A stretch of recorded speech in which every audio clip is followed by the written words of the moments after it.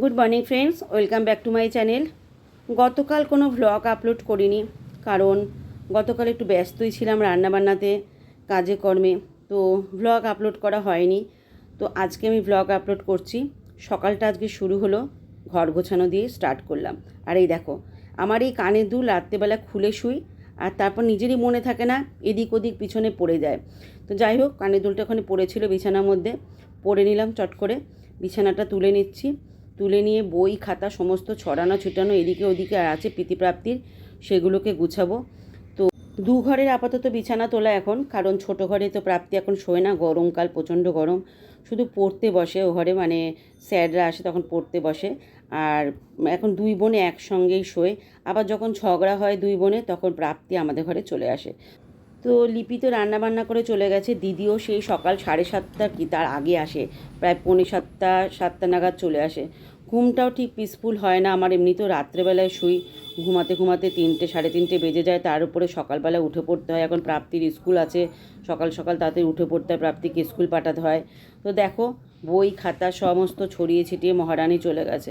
এই বই খাতাগুলোকে এখন সমস্ত জায়গার জিনিস জায়গায় না রাখলে এইভাবেই পড়ে থাকবে।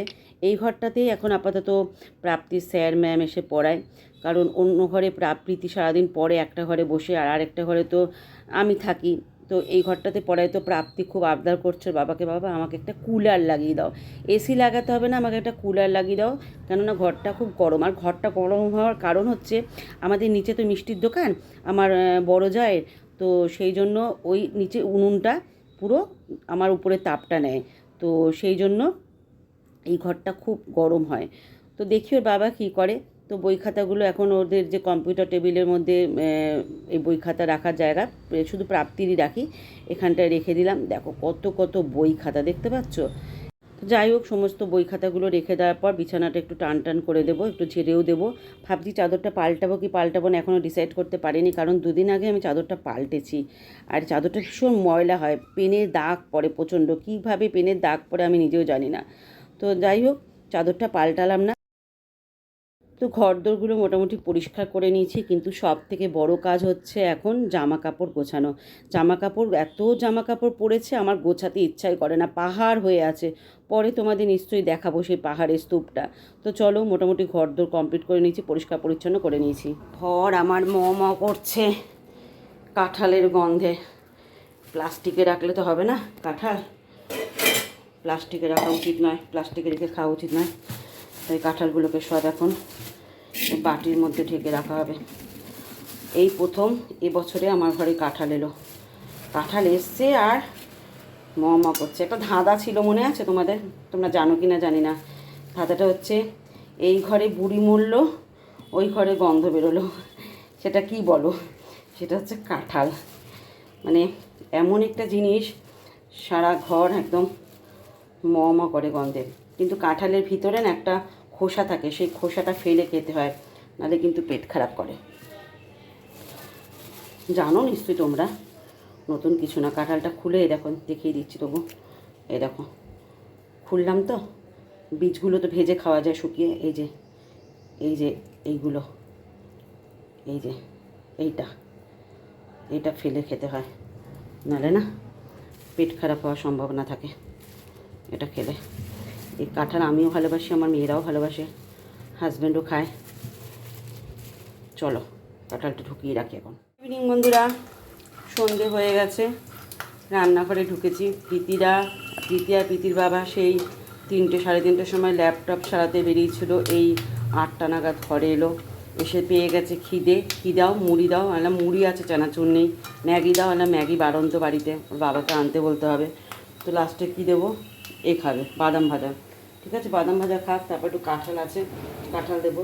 এক্ষুনি ছোটো মেয়ে আসবে, আমাকে এরকম করলে আলু দিয়ে কিছু করে দাও, কিন্তু আলুও বাড়ন্ত, আলু 2টো না 3টে পড়ে আছে, হবে না।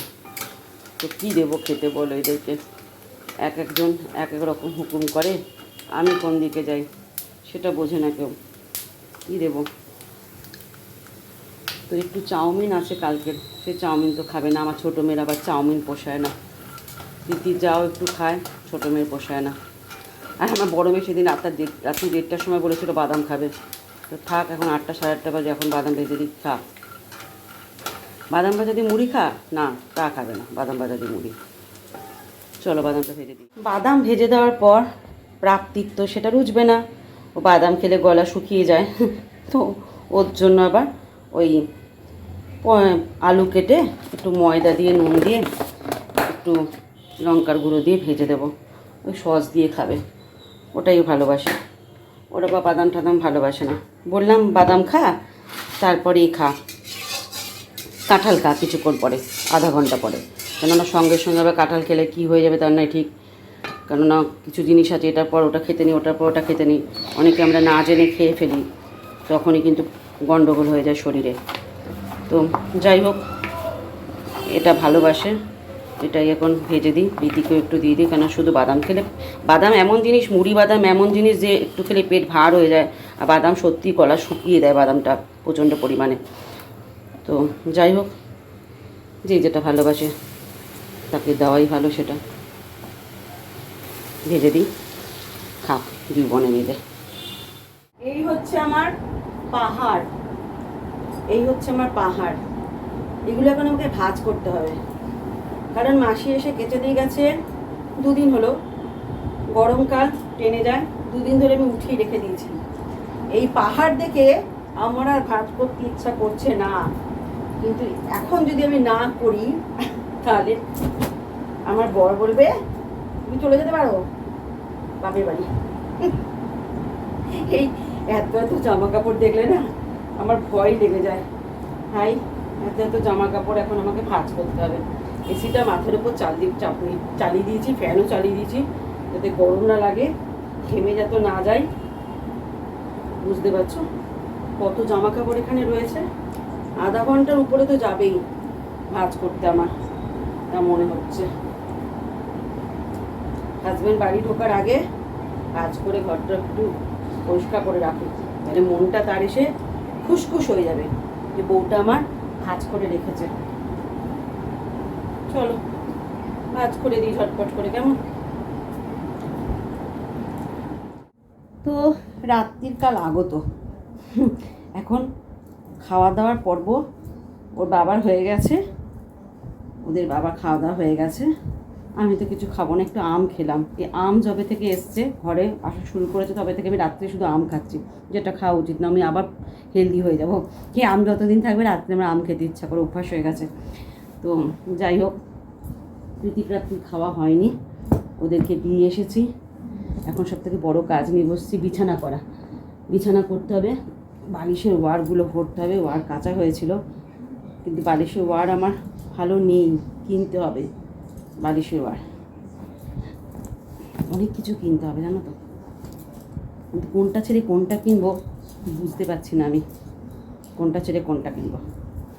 অনেকগুলো ঠিক করেছি, মিশোর থেকে উইশ লিস্টে রেখেছি, অ্যামাজন থেকে উইশ লিস্টে রেখেছি, হাতে টাকা আসলে কিনবো, হাতে সেরকম টাকা নেই এখন, তো ওই জন্য এখন কিনতে পারছি না, বুঝেছ? বালিশের ওয়ারগুলো ভরে দিই, ওখানে বিচ্ছিরি লাগে দেখতে। দুই মেয়েকে খেতে দিয়ে এসেছি, মহারানীরা কখন খাবে জানি না। রাত্রির চুলটা বেঁধে দিলাম, ও চুল ছোটো করে দিয়েছি তো, তারপরেও মেয়ে আশ্রয় না জানো, এত অসভ্য, জ্বর পাকিয়ে যায়, তাও আবার অনেক কষ্ট করে চুলটা, ওই ছোটো চুল দুটো বেনুনি করে দিয়ে এসছি। চলো বালিশের ওয়ার ভরার ডান, 3টে বালিশের ওয়ার, না আরেকটা আছে, আরেকটা আছে, আরেকটা এই ছোটোটা রয়েছে। এই ছোটোটাতে আমার হাজব্যান্ড মাথা দিয়ে শোয়, সে নরম বালিশে তো পুচকিতে শোয়, আর আমার তো রাত্রেবেলায় নাক আটকে যায়, পলিপ আছে নাকে, শ্বাস প্রশ্বাস আটকে যায়, হাঁ হয়ে যায় আর গলা শুকিয়ে যায়, মুখ দিয়ে নিঃশ্বাস নেয় পুরো গলা শুকিয়ে যায়, ওই জন্য বোতল নিয়ে সবসময় শুই, আর উঁচু বালিশে শুই আমি, আর হাজব্যান্ডের স্পন্ডিলাইটিস আছে, নিচু বালিশে শুই। তো চলো এবার বিছানাটা করলেই ঝটপট করে। রাত্রিবেলায় কাঁঠাল খাস না, কাঁঠাল ধুচ্ছিস কেন? এ মা, কাঁঠাল তো ভিতর থেকে ছাড়িয়ে নেয়, এ ভগবান, স্বাদ চলে যাবে তো কাঁঠালের। রাত্রি 12টার সময় কাঁঠাল খাবে, আম কেটেছি তো তোর জন্য আমি, এই যে আম, এই যে।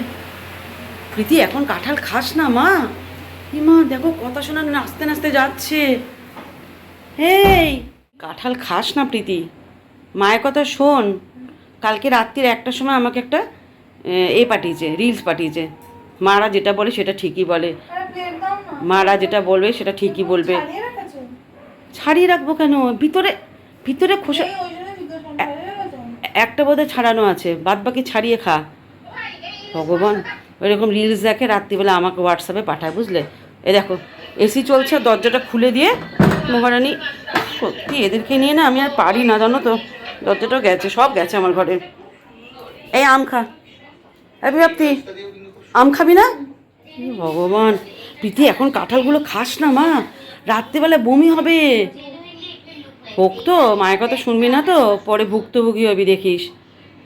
তোর কাঁঠাল খাওয়া দেখে আমারও খেতে ইচ্ছা করছে, কিন্তু আমি খাবো না, লোভ সংবরণ করতে হয়। আম খাবি প্রাপ্তি? হ্যাঁ, আমও খাবি না? হ্যাঁ ভগবান, কি বলবো, চলো। হ্যাঁ, মিষ্টি নাকি পানছে? হ্যাঁ, মানে আগের আম ভালো, ব্যাস, ওকে বলাও মুশকিল। আমি বলেছি আগের দিনের মতো আম নয়, ব্যাস আর খাবে না। প্রীতি দে কাঁঠাল দে, আর খাবি না, দে দে দে দে দে দে। প্রীতি কথা শোন, দেখো এক বাটি কাঁঠাল নিয়ে বসেছে, কোনো যুক্তি আছে?